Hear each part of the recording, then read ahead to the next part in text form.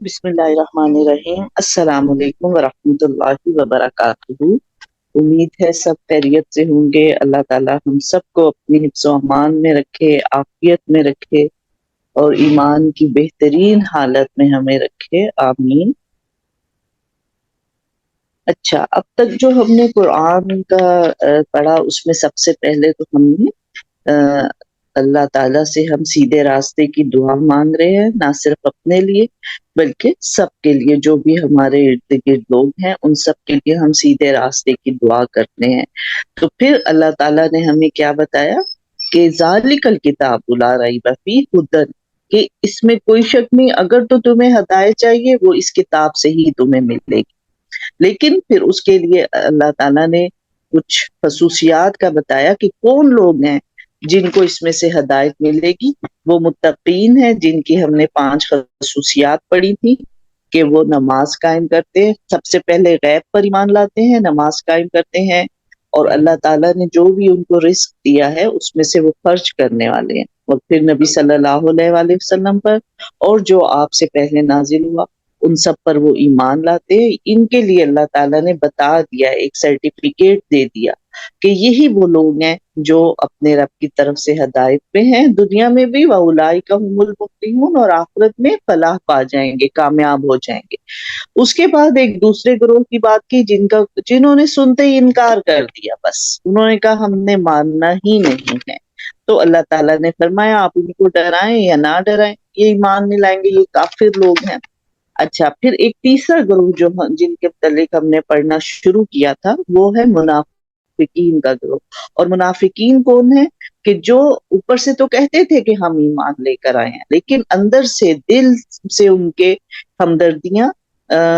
کفر کے ساتھ تھیں۔ وہ اسلام کو جب کوئی فائدہ ملتا تھا مسلمانوں کے ساتھ ہو جاتے تھے، اور جب کہیں انہیں خرچ کرنا پڑتا تھا یا کوئی جنگ کی بات ہو جاتی تھی، کہیں پر سیکریفائس کرنا پڑ جاتا تھا، تو وہاں پر پھر وہ الگ ہو جاتے تھے اور کافروں کے ساتھ مل کر مسلمانوں کے خلاف سازشوں میں بھی شریک ہو جاتے تھے۔ تو ان کے متعلق ہم پڑھ رہے تھے وَإِذَا قِيلَ لَهُمْ آمِنُوا كَمَا آمَنَ النَّاسُ قَالُوا أَنُؤْمِنُ كَمَا آمَنَ السُّفَهَاءُ، اور جب ان سے کہا جاتا ہے کہ ایمان لے آؤ اس طرح جیسے ایمان لائے، تو جیسے لوگ ایمان لائے، یعنی صحابہ کی طرح کا تم بھی ایمان لے آؤ، تو وہ کہتے کیا ہم ایسے ہی ایمان لیں جیسے بے وقوف لوگ ایمان لے کر آئے۔ تو یہاں پر سب سے پہلے تو ایک چیز ہم نے بہت جو ہے وہ ہمیشہ اس طرح سے قرآن کو سننا اور پڑھنا ہے کہ جیسے یہ ہمارے لیے آیتیں نازل ہوئی ہیں نا۔ تو جب ہم صرف ایک ماضی میں جاتے ہیں، ہم سمجھتے ہیں ہاں وہ اس وقت منافق تھے اور یہ، تو یہ چیز نہیں۔ یہ ہمیں تو جب بھی ہم قرآن کو پڑھیں گے، ہم اس کو اپنے ماحول اور اپنے جو سامنے ہماری زندگی ہے اور جو ہمارا معاشرہ ہے، ہم اس کو مد نظر رکھ کر پڑھیں گے، تبھی ہمیں کہتے ہیں نا قرآن تو ہے کہ بس قیامت تک کے لیے اب یہی کتاب ہے، تو اب کوئی اور کتاب تو نہیں آئے گی، اس لیے اس کو ہم نے اسی طرح پڑھنا ہے جیسے یہ سب کچھ ہمارے لیے نازل ہو رہا ہے۔ تو آج کا سبق ہم یہاں سے شروع کرتے ہیں۔ نحمده ونصلي على رسوله الكريم، اما بعد فاعوذ بالله من الشیطان الرجیم، بسم اللہ الرحمن الرحیم، رب اشرح لي صدری ویسر لي امری واحلل عقدۃ من لسانی یفقهوا قولی،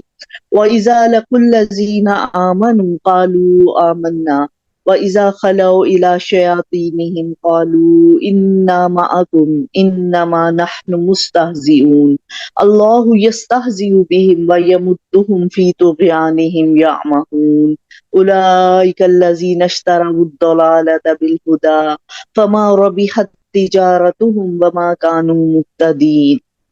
اور جب ایمان والوں سے ملتے ہیں تو کہتے ہیں ہم ایمان والے ہیں، اور جب اپنے بڑوں کے پاس جاتے ہیں تو کہتے ہیں ہم تو تمہارے ساتھ ہیں، ہم تو ان سے صرف مذاق کرتے ہیں۔ اللہ تعالیٰ بھی ان سے مذاق کرتا ہے اور انہیں ان کی سرکشی اور بہکاوے میں آگے بڑھا دیتا ہے۔ یہ وہ لوگ ہیں جنہوں نے گمراہی کو ہدایت کے بدلے میں خرید لیا، پس نہ تو ان کی تجارت نے ان کو فائدہ پہنچایا اور نہ ہی وہ ہدایت والے ہوئے۔ تو کیا ان کا رویہ تھا کہ جب ایمان والوں کے پاس جاتے تھے کہتے تھے ہاں ہم تو ایمان لے آئے ہیں، اور جب اکیلے ہو جاتے تھے شیاطینہم، اپنے شیطانوں کی طرف، اپنے وہ جو غیر کفر اسلام جو قوتیں تھی ان کے پاس جاتے تو کہتے تھے نہیں نہیں ہم تو ایسے ہی ان کے ساتھ اوپر اوپر سے ملے ہوئے ہیں، اصل میں تو ہم آپ کے ساتھ ہیں اور ہم تو ایسی مذاق کر رہے ہیں، ہم مسلمان نہیں ہوئے۔ اللہ تعالیٰ کہہ رہے ہیں یہ اللہ سے مذاق کرتے ہیں، اللہ اصل میں اللہ ان کے ساتھ مذاق کر رہا ہے کہ جو ان کو ڈھیل دے دی نا،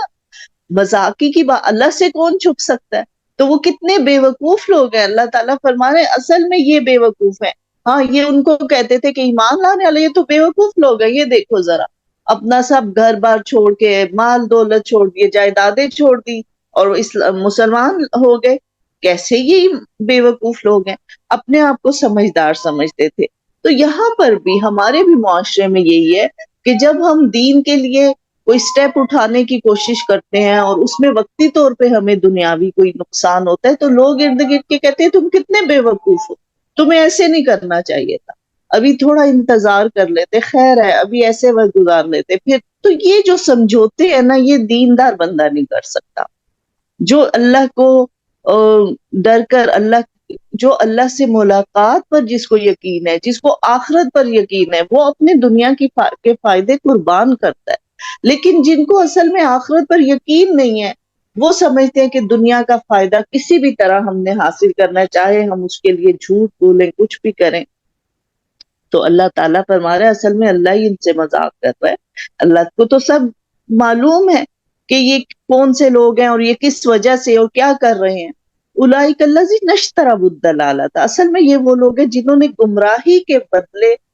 گمراہی کو خرید لیا ہدایت کے بدلے، یعنی ہدایت تو ان کے پاس آئی، انہوں نے اس کو سنا، اب وہ کیوں منافق بنے کہ اصل میں تو ان کے دل کو پتہ چل رہا تھا کہ یہ تو اچھی باتیں ہیں، دل تو مان رہا تھا کہ اسلام جو ہے وہ سچا دین ہے، نبی صلی اللہ علیہ وسلم سچے نبی ہیں،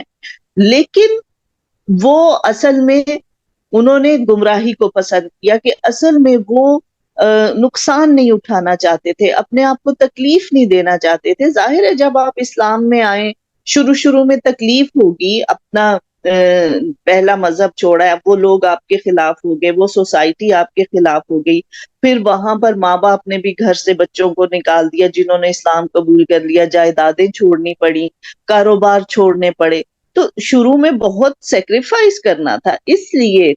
ان تکلیفوں میں نہیں پڑے اور کیا کیا کہ انہوں نے ہدایت کے بدلے گمراہی کو پسند کر لیا کہ چلو خیر ہے دونوں طرف ہو جاتے ہیں، ہم دنیا کا نقصان تو نہیں نہ کر سکتے۔ اللہ تعالیٰ فرما رہے ہیں پس نہ تو ان کی تجارت نے ان کو فائدہ پہنچایا اور نہ یہ ہدایت والے ہوئے، کہ نہ تو انہیں دنیا میں کوئی وہ تجارت فائدہ مند ہوگی، کوئی ان کو دنیاوی ہاں وقتی طور پہ شاید ایک تکلیف سے بچ جائیں، ایک نقصان سے بچ جائیں، وقتی طور پہ کوئی فائدہ حاصل ہو جائے، لیکن یہ لوگ اصل میں کبھی بھی ہدایت نہیں پائیں گے۔ مثلهم كمثل الذي استوقد نارا فلما اضاءت ما حوله ذهب الله بنورهم وتركهم في ظلمات لا يبصرون۔ ان کی مثال اس شخص کی سی ہے جس نے آگ جلائی، بس آس پاس کی چیزیں روشنی میں آئی ہی تھی کہ اللہ ان کے نور کو لے گیا اور انہیں اندھیروں میں چھوڑ دیا، یہ نہیں دیکھتے۔ سم بکم عمی فہم لا یرجعون، بہرے گونگے اندھے ہیں بس وہ نہیں لوٹتے۔ اچھا، اب یہاں پر کیا ہے کہ ان کی مثال کیسے دی گئی کہ ایک شخص نے آگ جلائی، جیسے نبی صلی اللہ علیہ وآلہ وسلم تھے، آگ کو اللہ تعالیٰ نے اسلام سے تشبیہ دی ہے کہ اسلام سے پہلے دنیا میں اندھیرا ہی اندھیرا تھا، کفر تھا، وہاں پر عرب کی سرزمین میں بالکل جہالت اور گمراہی تھی اور وہ اندھیرے میں روشنی وقت گزار رہے تھے۔ جب نبی صلی اللہ علیہ وآلہ وسلم آئے، آپ نور لے کر آئے، دین لے کر آئے، قرآن پاک لے کر آئے، قرآن کی روشنی سے پتہ چل گیا کہ کیا سچ ہے، کیا باطل ہے، کیا اچھائی ہے، کیا برائی ہے، لیکن جیسے ہی وہ روشنی ہوئی اللہ تعالیٰ نے ان کی آنکھوں کا نور لے لیا، اب ان کے لیے وہ اندھیرا ہی ہے، حالانکہ روشن ہوا تھا، وہ ماحول تو روشن تھا، نبی صلی اللہ علیہ وآلہ وسلم موجود تھے، صحابہ کرام اتنے نیک لوگ موجود تھے، لیکن وہ لوگ اندھیروں میں ہی رہے، اور اللہ تعالیٰ نے کہا یہ ایسے جیسے بہرے گونگے اور اندھے ہیں، یعنی آپ ان سے بات کر رہے ہیں لیکن ان کو جیسے کچھ سنائی نہیں دے رہا، اور وہ دیکھ رہے ہیں لیکن جیسے انہیں کچھ دکھائے، کوئی بصارت نہیں ہے ان کے اندر، آنکھیں تو ہیں لیکن وہ بصیرت اللہ تعالیٰ نے ان کی ختم کر دی جو ایک حق کو پہچاننے کے لیے چاہیے تھی، بس وہ نہیں لوٹتے۔ औ कसय्यिबिन मिनस्समाइ फीही ज़ुलुमातुन व रादुन व बर्क़ यजअलूना अस्वाबिअहुम फी आज़ानिहिम मिनस्सवाइक़ि हज़रल मौत वल्लाहु मुहीतुम बिल काफ़िरीन।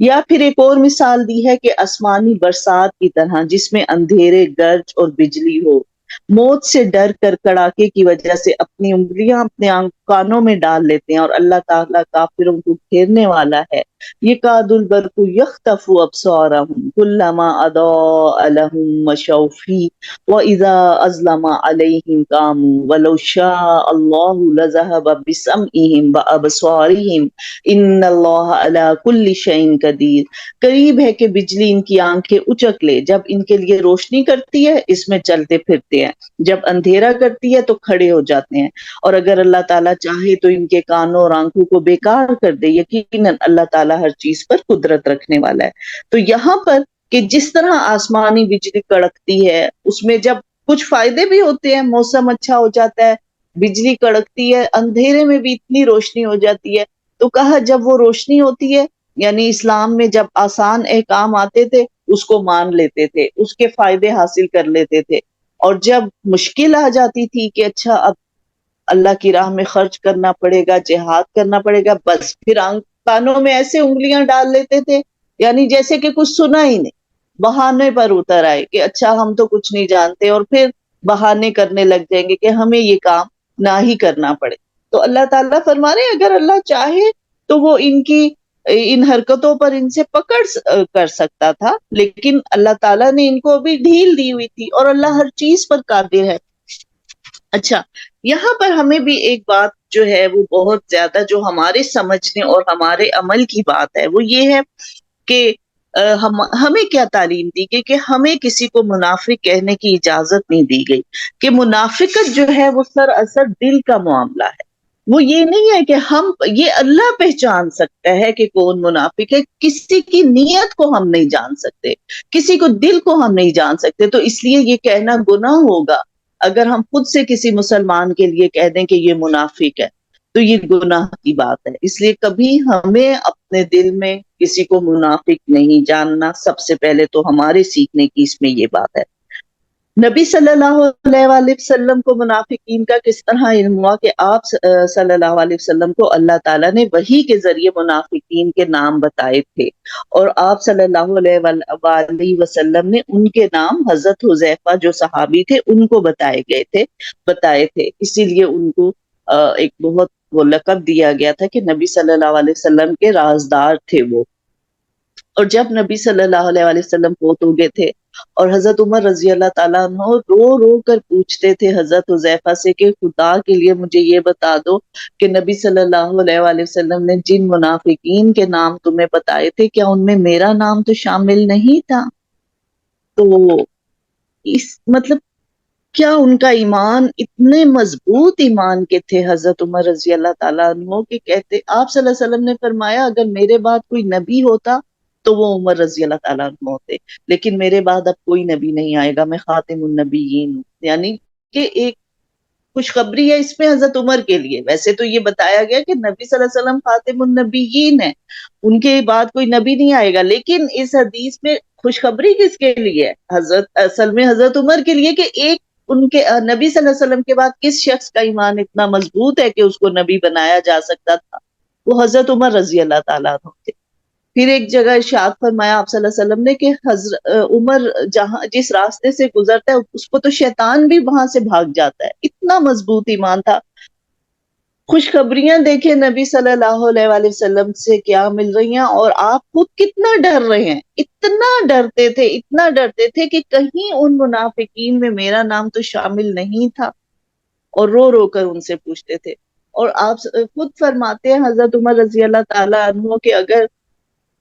कहा जाए कि जन्नत में एक ही शख्स जाएगा, अब एक ही शख्स के बाकी रहने की जगह है और उसका एक कदम उधर डाल दिया जाएगा तो मैं समझूंगा शायद अल्लाह करे वो ही मैं हो जाऊं। यानी अपने आप को कुछ नहीं समझते थे, इतनी बड़ी बड़ी नेकियां उनके आमाल में थी। और जैसे आप सल्लल्लाहु अलैहि वसल्लम ने फरमाया कि हजरत उमर रजी अल्लाह ताला अन्हु की नेकियां सितारों के बराबर, और उनको फिर खलीफा बने तो इतने पावरफुल थे,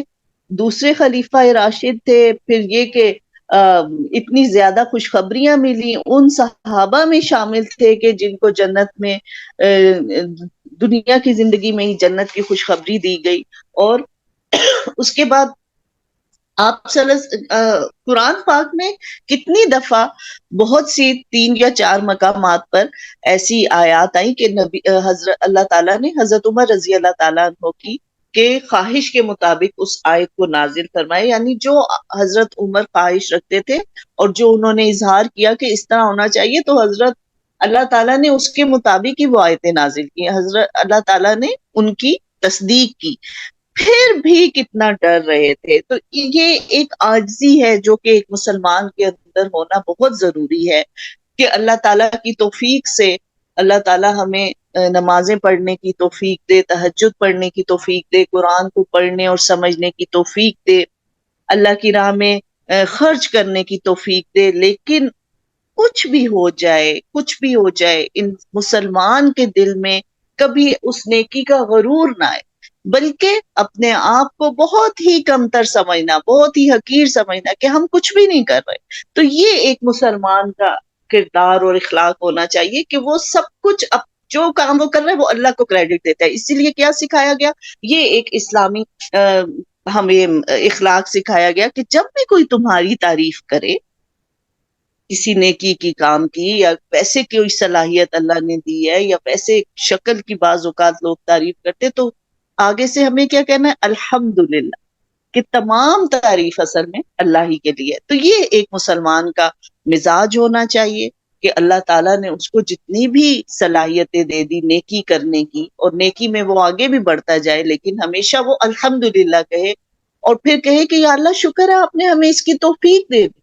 वरना हम तो कुछ भी करने के काबिल नहीं थी। वमा तौफीकी इल्ला बिल्लाह, इंसान जो भी कुछ करता है अल्लाह की तौफीक से ही करता है। तो इस चीज को हमें अपने इखलाक में बहुत ज्यादा शामिल करने की जरूरत है। अच्छा, अब यहाँ पर जो है हमने देखा कि अल्लाह ताला ने ये तो बता दिया है कि इस किताब में हदायत है, ठीक है, लेकिन हदायत जब ये किताब पढ़ी जाएगी लाजमन 3 ग्रोह होते हैं। एक तो वो मुत्तकीन का ग्रोह है जो इसको मान लेगा, इस पर अमल करेगा, और उसके बाद फिर वो फलाह पा जाएगा। दूसरे काफिर, काफिर वो हैं जो बिल्कुल बस सुन के इनकार कर दिया, ठीक है। और तीसरे जो है मुनाफिकीन का। तो अब जाहिर है हम तो काफिरों में से तो अल्हम्दुलिल्लाह हम निकल आए हैं ना, कि अल्हम्दुलिल्लाह अल्लाह का बहुत करम है कि हम मुसलमान घरों में पैदा हुए हैं और अल्लाह ताला ने हमें मुसलमान बनाया, हम उन काफिरों में नहीं हैं। लेकिन हमें जहां बचने की जरूरत है वो है मुनाफिकत, ठीक है ना। तो हमें यहाँ से बचने की बहुत जरूरत है कि ये ना हो कि कहीं कोई ऐसा लम्हा आ जाए कि हम अपने दुनिया के फायदे के लिए, या हम अपने किसी अजीज की, किसी रिश्तेदार की खुशी के लिए गैर इस्लामी काम को पसंद कर ले, इस्लाम का रास्ता छोड़ दे। बस फिर वो मुनाफिकत हो जाती है कि हाँ हम कुरान भी बहुत पढ़ने वाले हों, नमाजों को भी बहुत अच्छा सा पढ़ने वाले हों, लेकिन जहां अमली जिंदगी में अब कोई फैसला करने का वक्त आ गया है कि अच्छा यहाँ पे थोड़ा सा इस्लाम पे हम अमल तो करेंगे, लेकिन थोड़ा सा हमें यहाँ पे वो वक्ती नुकसान हो जाएगा, तो अब हम कहे कि नहीं चलो छोड़ दो इसको फिलहाल, फिर देखेंगे, नहीं, वो फिर एक मुनाफिकत हो जाएगी। अल्लाह ताला हमें इस मुनाफिकाना रवैये से बचाए, क्योंकि जैसे पिछली दफा भी पढ़ा था कि मुनाफिकीन जहन्नुम के सबसे निचले दर्जे में होंगे, और अल्लाह ताला को सबसे ज्यादा मुनाफिकत नापसंद है। तो हमें यही दुआ करनी चाहिए कि अल्लाह ताला हमें मुनाफिकत से बचाए। आमीन।